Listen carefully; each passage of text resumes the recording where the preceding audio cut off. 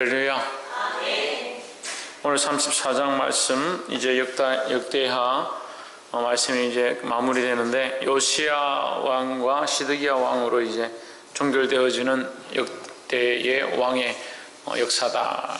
근데 이 요시야 왕에 대하여 말씀을 하는데 요시야 왕은 또한 새로운 종교개혁을 일으키는 왕 중에 한 사람으로 볼 수가 있습니다. 그 요시야와 히스기야와 다윗과 솔로몬 이렇게 몇몇 왕들이 어쨌거나 하나님의 말씀대로 살려고 몸부림쳤다 이렇게 볼 수 있습니다. 오늘 이 요시야의 그 삶을 통해서 우리가 또한 하나님의 말씀대로 회복되어지고 우리를 정비하는 시간이 되기를 소망합니다. 2절에 여호와 보시기에 정직히 행하여 그 조상 다윗의 길로 행하여 좌우로 치우치지 아니하고 누가? 요시야가 몇 살 때?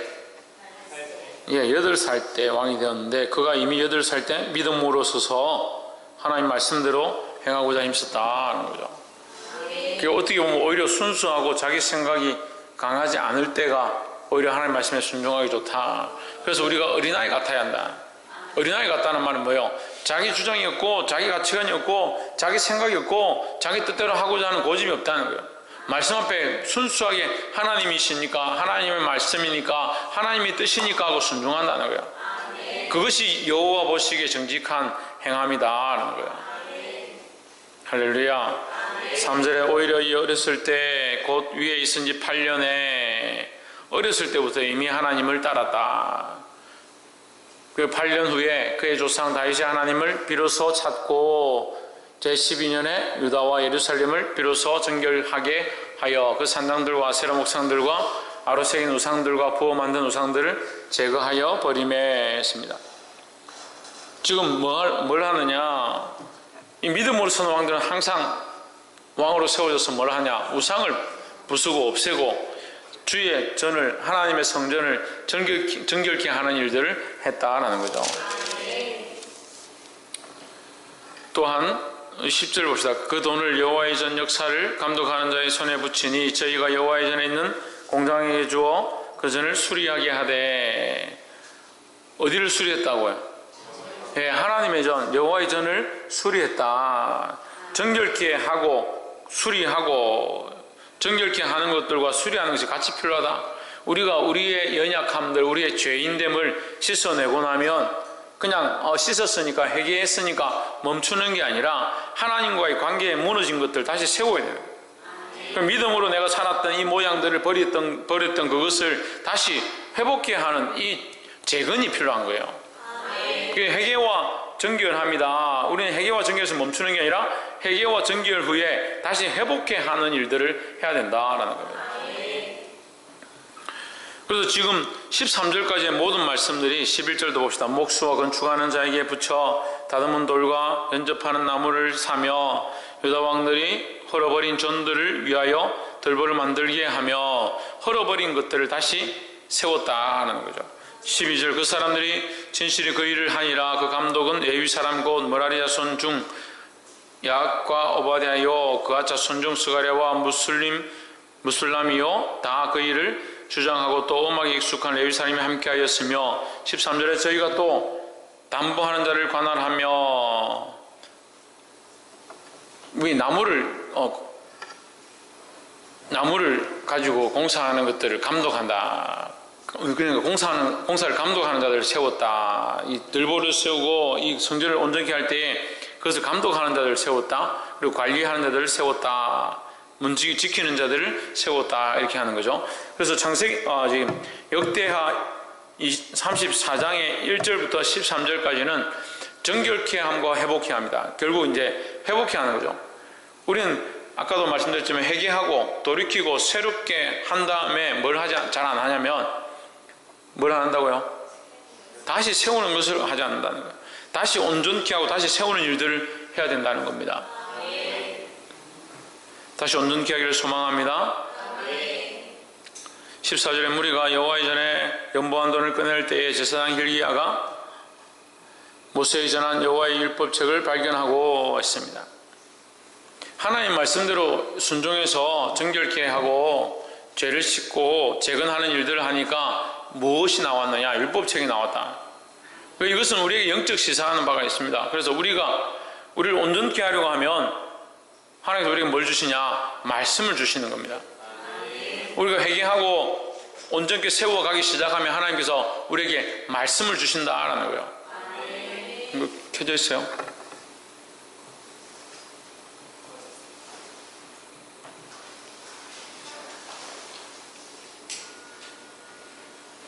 뭐 서로 끄고 서로 켜고, 어제도 껐다 하고 켰다 하고 켰다 하고 껐다 하고 이러네.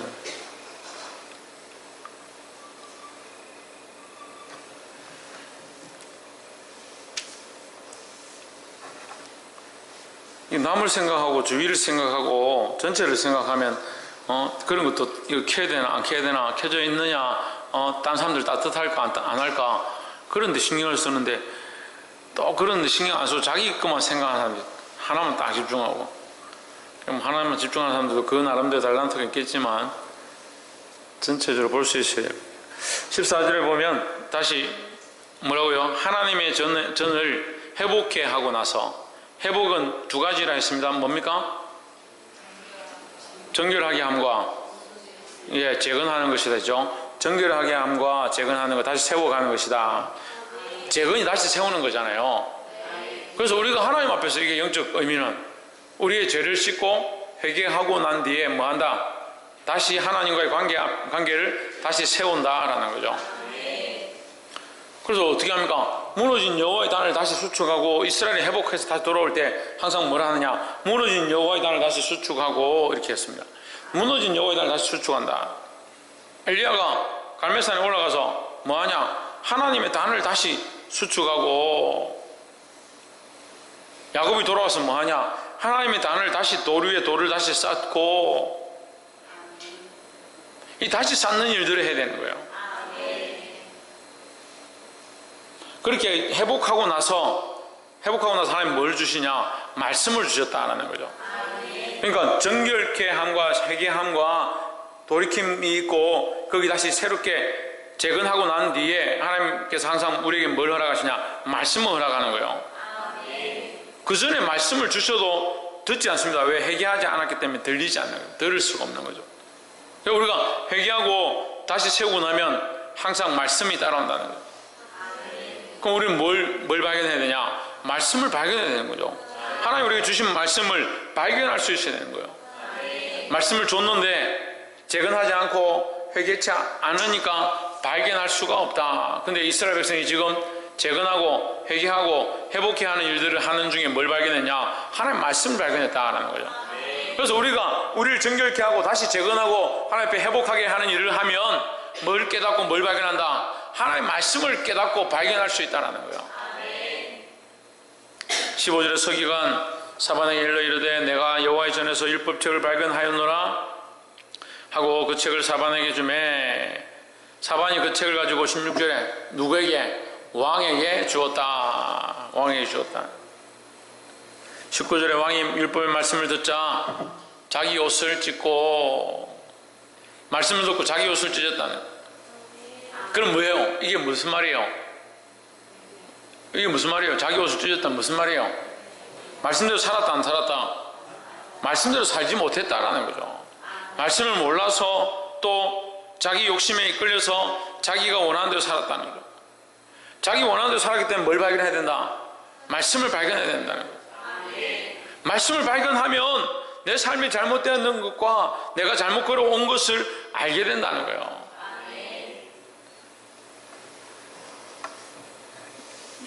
볼 수 있기를 소망합니다.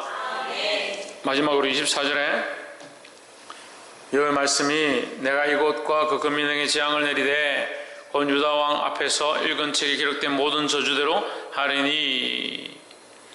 지금 이 요시야가 이 하나님의 책을 발견해서 그걸 읽어보라 하니까 그걸 읽을 때 깜짝 놀랐어요. 너무 우리가 하나님 말씀에서 떠났고 우리 속인 각자 자기 속인 옳은 대로 살았구나 하면서 옷을 찢고 하나님 앞에 회개했다는 거예요. 그리고 걱정이 돼서 선지자에게 이것을 한번 물어봐라. 하나님께서 어떻게 하실 것인가 물어봐라. 그러니까 훌다를 만나서 얘기를 합니다.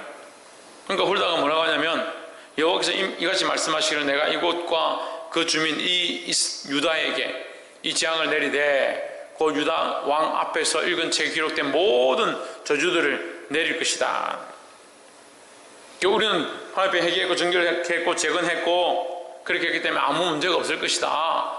천만의 말씀. 우리가 지은 죄는 반드시 대가가 있습니다. 그러니까 두려워해야 되는 거예요. 저희 조심해야 되는 거예요. 하지만 하나님께서 뭐 하신다? 하나님께서 뭐 하신다?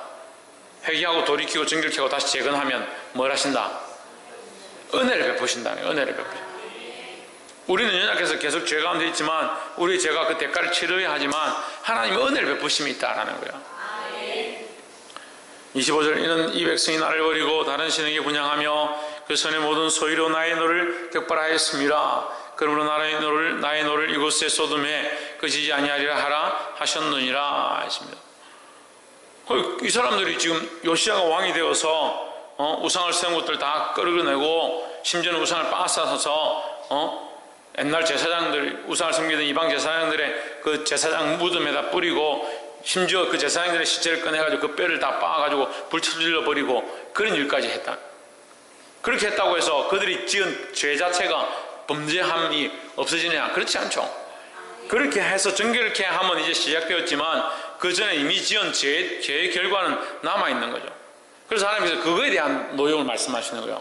요시야가 지금 죄를 받고 온전히 정결케 하지 않아서 내가 너에게 노여움을 가지고 있다고 말씀하시는 게 아니에요. 우리가 이걸 오해하면 안 돼요. 하나님은 그들의 행하심에 대한 이미 그들이 행함에 대한 그 진노를 가지고 계신 거예요. 26절 너희를 보내어 여호와께 묻게 한 유다 왕에게는 너희가 이렇게 고하라. 이스라엘 하나님 여호와의 말씀이 내가 들은 말을 의논컨대 27절 내가 이곳과 그 거민을 가리켜 말한 것을 내가 듣고 마음이 연하여 하나님 앞 곧 내 앞에서 누구 앞에서?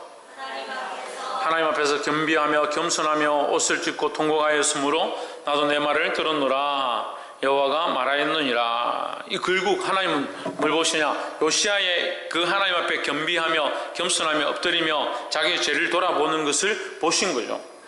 그럼 우리가 지금 할 수 있는 게 뭡니까? 겸비하고 겸손하고 하나님 앞에 엎드리며 나의 죄를 찢고 다시 하나님 앞에 이 단을 다시 쌓아가는 일을 다시 해야 되는 거예요. 이미 지은 죄는 어쩔 수 없죠. 이미 범죄한 것들은 어쩔 수 없죠. 이미 타락했던 모습들은 어쩔 수 없는 거죠. 이미 간사했고 거짓말했고 행했던 것 자체를 뒤집어 엎을 수는 없어요. 하지만 지금이라도 정신을 차려야 된다는 겁니다. 28절 그러므로 내가 너로 너희 열조에게 돌아가서 평안히 묘시로 돌아가게 하리니 내가 이곳과 그 거민에게 내리는 모든 재앙을 내가 눈으로 보지 못하리라 하셨느니라. 이 재앙은 너에게 내리지 않을 것이다 이 얘기죠. 너에게. 누가 내냐? 시드기야 왕에게 내립니다. 시드기야 왕에게. 그럼 우리는 이렇게 생각할 수 있죠. 시드기야 왕이 지은 거냐? 요시야 왕 앞에서 지은 거 아니냐? 요시야 왕 앞에서 지은 자들은 그것으로 인한 형벌을 이미 받습니다. 받고 그들이 지었던 그 범죄가 그 타락함과 썩어 있는 그것들이 결국 유다의 하나님의 심판으로 작용을 하는 거죠. 작용을 하는데 요시야는 어떻게 합니까? 하나님 앞에 선하고 겸비하고 정결케 하고 재건함으로 하나님의 심판의 때를 멈추게 하는 거죠. 멈추게 하는 거죠. 그런데 시드기야는 어떻게 합니까? 다시 그 성전을 헐고 거기에 우상을 갖다 놓고 하나님의 범죄한 일들을 시작하는 겁니다. 그러니까 그 하나님의 심판이 준비되어 있다가 그 시드기야가 결국 자기의 범죄함으로 돌아가는 거예요. 그럼 그것은 하나님께서 시드기야를 범죄함으로 돌아가도록 만드셨느냐? 그렇지 않습니다. 시드기야 스스로 그걸 선택하는 거죠. 그럼 하나님의 심판은 이미 임박해 있지만 기다리고 계신 거죠. 시드기야 너 범죄하면 이렇게 내가 쏟겠다 하신 것이 아니라 이미 때가 가까웠기 때문에 그가 범죄함으로 이 심판을 받게 되었다는 거예요. 그리고 결국 하나님은 이것을 이미 알고 계신다는 겁니다. 결국 이 진노는 어디에 쏟아지느냐? 유다의 땅에 쏟아지게 되어 있는 거예요. 그래서 지금 이 시대에도 이 말씀을 적용할 수 있습니다. 하나님의 심판은 반드시 이 세상에 임할 것입니다. 죄가 간영해서 그 죄의 결과로 이 땅에 심판이 있을 줄 믿습니다. 하지만 우리는 믿음 안에 서서 이것을 깨어있고 정결케 하고 재건하고 하나님 말씀대로 살고자 몸부림쳐야 된다는 거예요. 그래서 빨리 심판이 오게 하고 빨리 주님 오시게 하기 위해서 우리가 같이 죄를 져야 되냐? 천만의 말씀입니다. 오히려 우리가 정결케 하고 똑바로 서 있으므로 이 하나님의 심판을 막아서는 자들이 되어야 되는 겁니다. 우리는 이 시대에 마라나타의 신앙을 가져야 하지만 반대로 또한 주여 기다려 주시옵소서, 주여 나를 밟고 지나가시옵소서, 이렇게 하는 믿음의 자세를 또한 가져야 되는 거예요. 그러니까 힘들어요. 한편으로는 주님 빨리 오시면 좋겠다, 한편으로는 빨리 주님 나라에 가면 좋겠다. 제 마음이 다 그래요. 빨리 어떤 때는 나 그냥 빨리 천국 가면 좋겠다. 이 땅에 뭐 좋은 게 있노? 청년들이나 뭐 말 잘 듣나? 장년이라고 말 잘 듣나? 요즘은 또 얼라들이라고 말 잘 듣나? 저는 하나님 빨리 좀 데려가십시오. 그렇게 하지만 반대로 또 다른 편에서는 내가 지금 이 땅 가운데 할 일들이 많고 할 수만 있으면 이 작은 시간에 어쨌거나 이 말씀을 전해서 이들을 깨어나고 정신 차리고 하나님께 돌아오도록 해야 될 이 사명이 내게 있지 않는가? 또 그렇게 하니까 그 일을 해야 되는 거예요. 그러니까 여러분, 우리가 이런 자세를 가져야 되는 거예요. 믿음으로 서서 하나님 앞에 서고, 하나님 우리 가정에, 내가 있는 직장 가운데, 나의 사업체 위에, 나의 캠퍼스 위에, 나의 학원 위에 하나님의 진노가 아직 임하시면 안 됩니다. 지금 기다려 주십시오. 그렇게 기도하는 자리에, 그런 기도하는 자세의 모습으로 서야 하고, 또한 반대로 하나님 나라가 속히 임하기를 사모하는 이 모습 두 가지를 같이 가져야 되는 거예요. 말씀을 맺겠습니다. 이 요시아에게 하나님께서 약속하시는 겁니다. 너에게는 심판이 없다라고 하는 거죠. 이 말씀은요, 우리가 그 32장에서 히스기야의 이 잘못되어 있는 잘못 선택한 그 모습과는 조금 차이가 있는 거예요. 히스기야는 하나님의 진노가 자기에게 임하지 않기를 바랬고 임하지 않는다 하니까 다행입니다. 그런데 그 진노가 왜 임하는 거야? 자기의 범죄함으로 임한 거죠. 자기가 교만했던 것으로 그 심판이 히스기야에게 임할 뻔했는데 그가 회개하고 돌이키고 겸비함으로 하나님께서 그 진노를 넘어가셨죠. 하지만 그 진노가 없어지는 게 아니라, 그 범죄함이 없어지는 것이 아니다. 근데 지금 요시아의 모양은 좀 다른 거예요. 요시아는 회개하고 정결케 하고 재건하는 일들을 하고 하나님의 말씀으로 점검했습니다. 근데 하나님께서 재앙이 있다라고 하셨어요. 근데 어떻게 합니까? 요시아 때 잊지 아니하고 다음에 이 심판이 반드시 임할 것이다, 이 약속을 해주는 거죠. 이것은 요시아의 범죄함이 아니죠. 요시아의 범죄함이 아니라 이미 그 조상 때 있었던 범죄, 그 하나님을 진노케 했던 것들이 결국 나타나는 것이라는 거죠. 조금 다른 모양이 다르죠. 그래서 우리는 이 요시아의 모양을, 요시아 왕의 모양을 본받아야 됩니다. 그래서 내 주변에, 내 가족 가운데, 내가 함께하는 자들 가운데 정결케 하고 회개케 하고 돌이켜야 될 것들을 씻긴 다음에 회복해야 된다. 뭘 해야 된다? 재건해야 된다. 다시 세워 가야 된다.